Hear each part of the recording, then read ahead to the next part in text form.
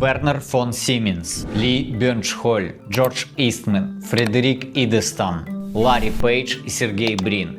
Что объединяет эти имена и фамилии? Все просто. Эти ребята в свое время изменили и перевернули наш мир. Сейчас мы расскажем вам, почему Nokia называется именно так, как Samsung вытащила Южную Корею из кризиса и как Siemens связывает нас с вами без помощи мобильных телефонов. Сегодня все знают, что такое Samsung или Google, и даже многие вспомнят такие компании, как Kodak или Yahoo. Yahoo это когда-то был такой поисковик. Но у многих эти компании ассоциируются с определенными продуктами. Siemens это мобильные телефоны, Nokia тоже. Kodak это все, что связано с фотографией и так далее. Но на самом деле эти компании намного больше, чем один продукт. Их всех объединяет одна вещь – адаптация к изменчивому миру денег и технологий. И все они начинались с идеи одного человека. Возьмем, к примеру, технологического гиганта Южной Кореи Samsung.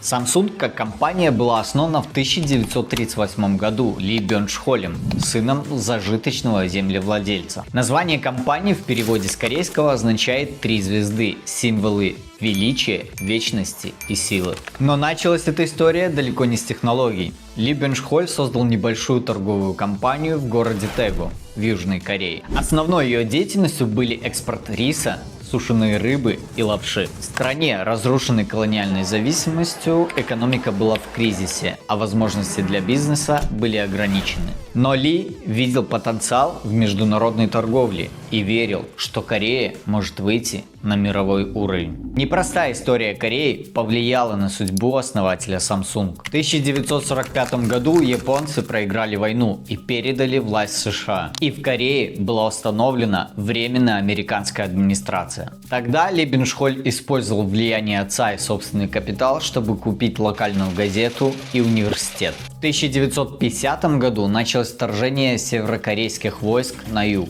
И когда власти Северной Кореи захватили Сеул, все капиталисты, подобные Ли Бёрншхолю, были объявлены японо-американскими коллаборационистами. Многие из них были публично казнены. Ли Бёрншхолю удалось избежать этой участи, однако все имущество Samsung было разграблено солдатами Северной Кореи. Через несколько месяцев Сеул вновь перешел в руки США. Тогда Ли продал то, что осталось от компании, купил 5 грузовиков и перевез всех своих сотрудников обратно в Тэгу. Через несколько лет война закончилась, и Южная Корея стала постепенно восстанавливаться. Президент республики Ли Сын Ман был старым другом семьи Ли. И его влияние помогло компании Samsung получить лицензии для международной торговли. Ли Бёрншхоль стал запускать новые предприятия. В 1953 году он открыл сахарный завод, который перерос в крупную компанию, которая до сих пор является одной из крупнейших пищевых фирм в Южной Корее. В 1954 году была открыта фабрика по обработке шерсти. Предприятия приносили прибыль. И уже в 1957 году Ли приобрел банк, страховую компанию и университет. Он также купил акции нескольких корейских компаний и стал президентом первого конгломерата в стране.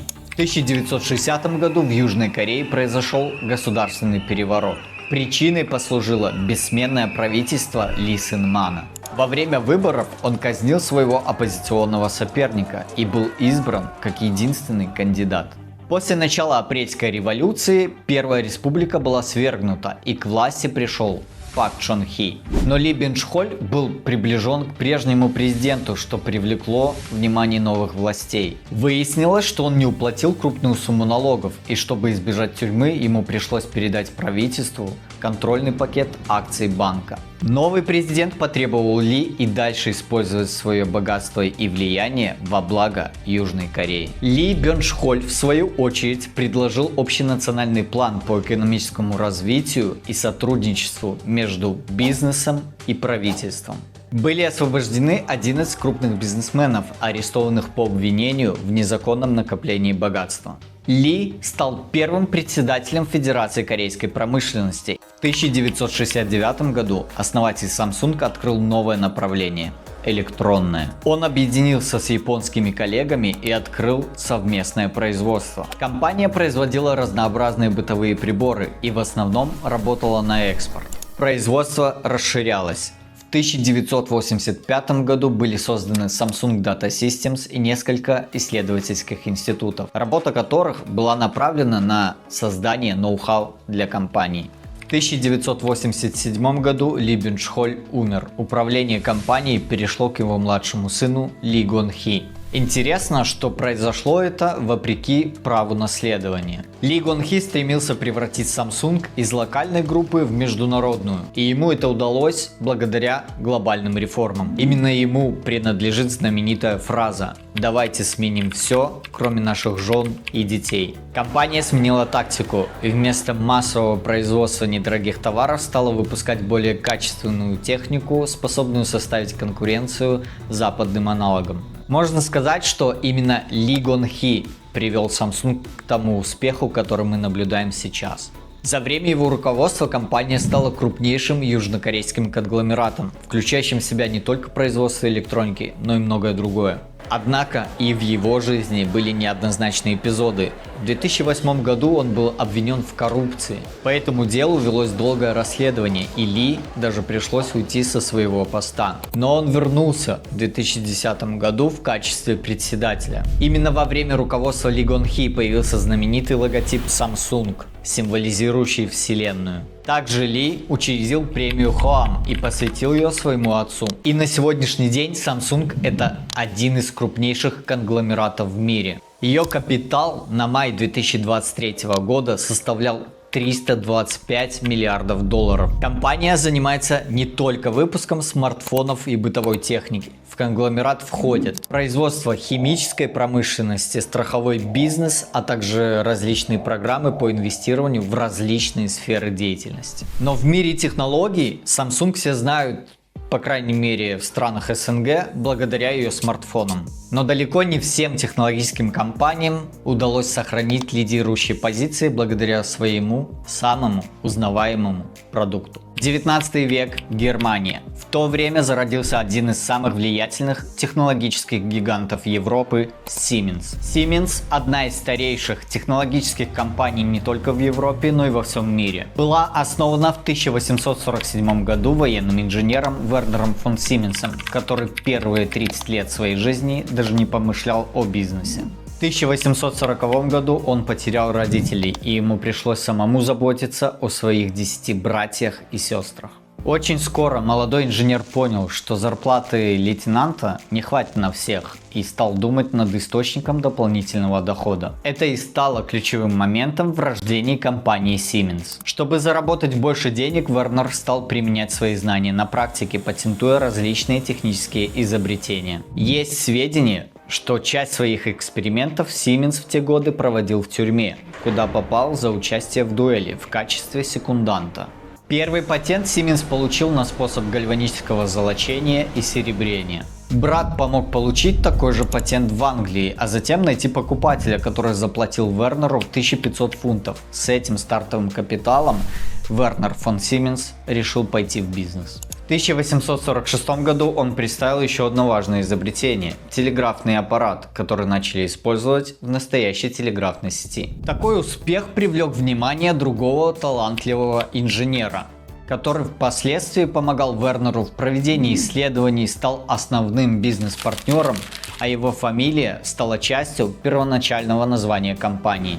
В конце 40-х, начале 50-х годов 19 века основным направлением работы Siemens были телеграфные линии, оборудование для которых компания поставляла практически по всей Европе и даже в Российскую империю. В 1849 году компания получила свой первый серьезный заказ – прокладку телеграфной линии между Берлином и Франкфуртом.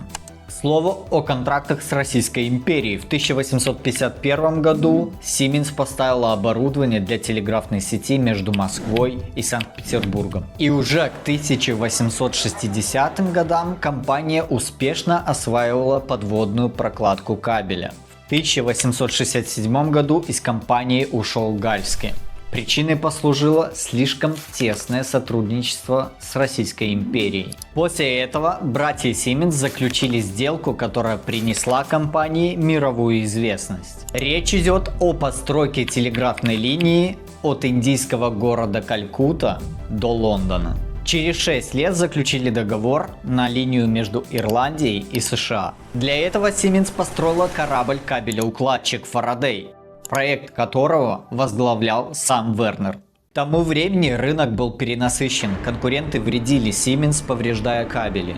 Несмотря на это, компания довела качество линий до идеала. Вернер фон Siemens оставил свой пост в 1890, а через 2 года его не стало.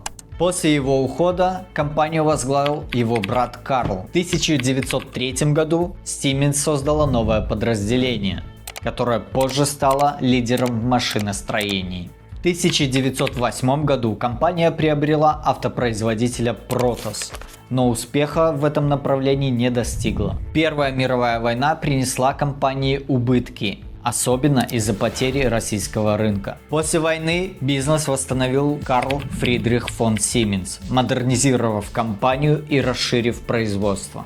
В 1920-х годах Siemens вышла на рынок радиоприемников и пылесосов, начала конвейерное производство и заключила крупные контракты с Советским Союзом. В 1940 году Карл уходит с поста директора, и его место занимает Герман, внук Вернера фон Siemens. Однако с приходом нацистов компания оказалась вынуждена производить военную продукцию. Во время Второй мировой войны ее мощности были перенесены в концлагеря, где трудились военнопленные. Война нанесла Siemens огромные убытки, а послевоенные обвинения в сотрудничестве с нацистами стали тенью на ее репутации. Спустя год Герман вернулся к работе, но компания находилась в кризисе. В начале 50-х он восстановил производство, сосредоточив усилия на связи, освещении и медицинском оборудовании. Siemens создала первый имплантируемый кардиостимулятор и начала работать в вычислительной электронике и ядерной энергетике. В те же года компания вышла на рынок США, где начала с производства электронных микроскопов. Уже к концу 60-х Siemens строила атомные электростанции и поставляла высокоскоростные поезда. В начале 80-х высшие должности в компании уже занимали не родственники семьи Siemens, а обычные сотрудники, которых выбрали за богатый опыт работы. Отныне Siemens уделяла энергетике меньше внимания. Ее место заняли цифровые технологии и высокоскоростные поезда. С 1985 по 1992 год были выпущены первые 4 модели мобильных телефонов. Они предназначались для установки в автомобилях, но мобильными их сложно было назвать из-за их веса. Модель C1 весила целых 9 килограмм, но вот модель C4, выпущенная в 1992, уже весила 600 грамм. И телефон моментально полюбился людям, которым постоянно требуется передвижение: архитекторы, бизнесмены, строители и так далее. В 1996 году был представлен первый в мире телефон с цветным экраном и его защищенная версия. И уже через 3 года Siemens представила миру первый телефон-слайдер. В 2000 году компания купила мобильное подразделение Bosch и представила первый в мире телефон с MP3-плеером и поддержкой карт памяти. Через 3 года появился первый смартфон с камерой, а также знаковый Siemens SX1 на Symbian OS. Но уже к 2005-му Siemens продала свое мобильное подразделение тайваньской BenQ. В принципе, все шло неплохо. Доходы росли, появлялись какие-то именитые партнеры типа Rolls-Royce. Однако на фоне всего этого Siemens пришлось столкнуться с парой громких скандалов, серьезно пошатнувших репутацию компании. Первый инцидент случился в 2002 году, когда компанию обвинили в поставках компонентов для разработки ядерного оружия в Ираке. Гораздо серьезнее оказался коррупционный скандал 2004 года. Siemens заплатила штраф в размере 38 миллионов евро за взятки итальянской компании Enel. Несмотря на все эти проблемы, компания создала по-настоящему культовые модели мобильных телефонов. К 2006 году бренд BenQ Siemens потерял значительную долю рынка, завершив историю Siemens Mobile. После ухода из мобильного бизнеса Siemens сосредоточилась на крупных проектах в энергетике, автоматизации и здравоохранении. На сегодняшний день Siemens связывает нас не мобильными телефонами, а высокоскоростными поездами, благодаря которым миллионы людей ежедневно пересекают города и страны. Мир бизнеса полон примеров, где успех основан на умении изменяться и двигаться вперед, так как это делает Siemens. Но что если история начинается не с технологий, а с простой бумажной фабрики? Фредерик Идестам был финским горным инженером и бизнесменом. В 26 лет он решил заняться производством бумаги и вместе с другом, историком Леопольдом Мехелином, он открыл маленькую бумажную фабрику. В 1865 году в Финляндии, в городе Таммерфорс, который входил на тот момент в Российскую империю, они поставили маленькую мельницу, которая протирала древесину. Производство бумаги оказалось прибыльным, и уже через 3 года предприниматели открыли второй завод в городе Nokia, который находится на берегу реки Нокианвирта. Слово Nokia, от которого река получила свое название, это множественное число от устаревшего слова noise, обозначавшего черного соболя, который раньше водился в этих местах. В 1896 году между партнерами произошел раскол. Мехелин предложил производить и продавать электрическую энергию, ведь заводы и так стояли на реке. А текущая вода – это источник дешевой электроэнергии. Плюс этот ресурс становился в начале 20 века более востребованным, чем бумага. Идестам отказался и покинул должность директора. Руководить компанией стал Мехелин. В Nokia сделали упор на генерацию энергии с помощью гидроэлектростанций. В 1922 году компания, которая производила резиновые изделия, приобретает фабрику Nokia, а также кабельный завод. Объединенное предприятие начинает выпускать различную продукцию, от электрических кабелей до резиновых колош. Под брендом Nokia корпорация начала производить еще и бытовую технику. Позже добавились второстепенные направления: химические материалы, охотничьи ружья, средства связи для военных и пластмасса. В конце 70-х корпорация начала покупать небольшие электронные компании, и уже в 1981 году Nokia запустила первую в мире сеть сотовой связи. Через год представили новинку – телефон для автомобилей, а через 6 лет Nokia была уже третьей по выпуску телевизоров во всей Европе. Также был представлен первый портативный аппарат весом 800 грамм, который в народе начали называть Горба, после опубликованной фотографии Горбачева с этим телефоном. Ну и что я должен Надо делать? сказать ему.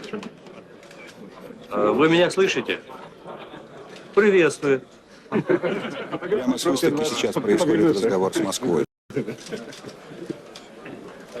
Да? А с кем я говорю? А где вы находитесь? Телефоны Nokia были самыми популярными в 90-х и 2000-х годах и славились своей прочностью. Все из-за того, что при производстве использовали поликарбонатный пластик. Этот материал может поглощать множество ударов и не повреждаться. Я думаю, многие из вас помнят культовую модель Nokia 3310. Он не просто принимал звонки и сообщения, в аппарат были встроены будильник, таймер, калькулятор и игры. Лично я прошел первый раз змейку именно на этом телефоне. При этом он держал заряд батареи до 260 часов. Телефон стал настоящим хитом продаж и разошелся тиражом в 126 миллионов. После этого было выпущено еще множество популярных моделей. А абсолютным лидером стала Nokia 1120, разработанная в 2002 году. Было продано 250 миллионов единиц. С начала 2000-х Nokia была лидером мобильных телефонов. Но с появлением iPhone в 2007 и перехода на сенсорные устройства компания начала терять свои позиции. Проблемы усугубила история с дефектными батареями, из-за которых пришлось отозвать 46 миллионов устройств. С выходом Android в 2008 году популярность Symbian, на котором работали телефоны Nokia, стала падать. В 2011 году компания заключила соглашение с Microsoft. Но первые устройства на Windows Phone Lumia 800 и 710 продавались плохо из-за устаревшей начинки. В 2012-м Nokia уступила лидерство Samsung, а в 2013-м Microsoft купила мобильный бизнес Nokia за $7 миллиардов. В 2016 году бренд Nokia был передан HMD Global, которая выпускает теперь телефоны под этим именем. Сама Nokia теперь занимается телекоммуникационным оборудованием, программным обеспечением и 5G сетями. Nokia смогла не только выжить, но и найти новую нишу в стремительно меняющемся мире технологий. Однако история знает примеры, когда лидеры рынка оказывались не готовы к переменам. Джордж Истман, создатель Kodak, родился в Уотервилле в США. В 1854 году. Он был из бедной семьи, а в 14 лет ему пришлось бросить школу, чтобы содержать мать и сестер. Юноша стал работать банковским клерком и параллельно увлекался фотографией. Но в то время процесс съемки был очень сложным, и он постоянно пытался его упростить. В конце 1870-х Джордж Истман начал производить сухую желатиновую фотоэмульсию. А в 1880 году запатентовал аппарат для массового производства фотографических пластин. 1 января 1881 года Истман совместно с промышленником Генри Стронгом основали компанию. Основной целью компании было производство доступных и простых фотокамер. Как говорил Истман, камеры должны быть такими же простыми и удобными, как карандаш. Компания Истмана и Стронга уже через 3 года после основания получила статус корпорации. Сам Истман продолжал экспериментировать и пробовал наносить эмульсию на гибкую пленку, а не на пластины. В 1985 году компания представила свой первый продукт – катушечную фотопленку. Ее массовый выпуск наладили в 1889, а торговая марка Kodak была зарегистрирована 4 сентября 1888 года. Слово Kodak никак не переводится и ничего не означает. Его придумал сам Истман. Как он объяснял, буква К была его любимой. И он пробовал различные комбинации слов, которые бы начинались и заканчивались на эту букву, пока не пришел к звучному названию Kodak. 88 год поворотный в истории не только самой компании, но и вообще в целом в истории всей массовой фотографии. На рынке появились фотокамеры Kodak. По размеру они были как коробки от современных смартфонов. Продажа аппаратов велась со слоганом «Вы нажимаете кнопку, мы делаем все остальное». За $35 можно было приобрести не только товар, но и целый комплекс услуг. Когда пленка на 100 кадров заканчивалась, нужно было отправить камеру производителю. В компании печатали снимки, вставляли в аппарат новую пленку и отправляли обратно клиенту. В 1900 году фотография стала максимально доступной. Компания выпустила камеру Kodak Brownie, которая была сделана из дерева и картона и продавалась всего за $1. Внутри была пленка на 6 кадров, которая стоила всего лишь 15 центов. В 1923 году компания выпустила 16-мм пленку для съемок кино. Kodak делала все необходимое съемочное оборудование: камеры, объективы, проекторы, химикаты. С момента создания премии «Оскар» в 1929 году более 80 фильмов, получивших статуэтку в номинации за лучший фильм, были сняты на пленку производства Kodak. У компании даже есть 9 собственных статуэток за научно-техническое совершенство. В 1935 выпустили первую цветную пленку Kodachrome, которая до начала 21 века оставалась одной из самых популярных как у профессиональных фотографов, так и среди любителей. В течение почти всего 20 века Kodak был лидером индустрии. В 1963 году появился фотоаппарат Kodak Instamatic. К 1970 году их произвели более 50 миллионов штук.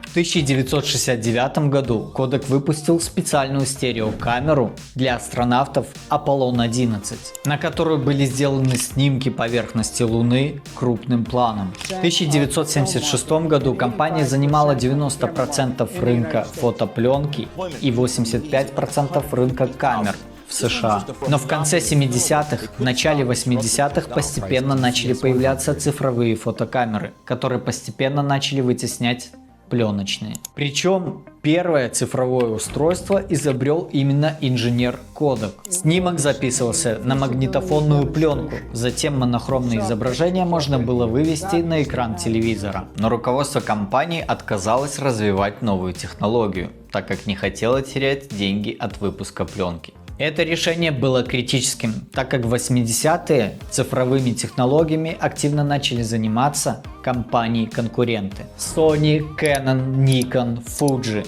и постепенно завоевали этот рынок. Kodak, пытаясь удержаться, стал лидером продаж цифровых фотоаппаратов в 2004 году в США. Однако компания упустила момент, и конкуренты ушли далеко вперед в развитии технологий. Появление камер в мобильных телефонах и конкуренция со стороны других компаний сделали камеры Kodak нерентабельными. В 2006 году производство было прекращено, а в 2009 компания завершила выпуск культовой пленки Kodachrome. В 2012 году Kodak объявила о банкротстве, продав патенты 12 крупным игрокам рынка, среди которых Samsung, Fuji, HTC, Google, Apple и Microsoft. Сегодня Kodak по-прежнему выпускает пленки для киностудий, рентгенов, химикаты, но в гораздо меньшем масштабе, чем раньше. За огромной историей этих компаний стояли идеи простых людей. Кто-то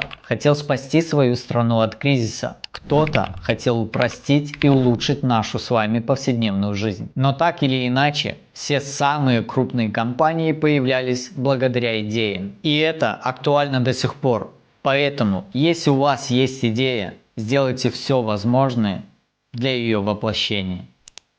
С вами была команда по цвету. Увидимся в лентах Shorts, Reels, Telegram, Instagram. До скорого.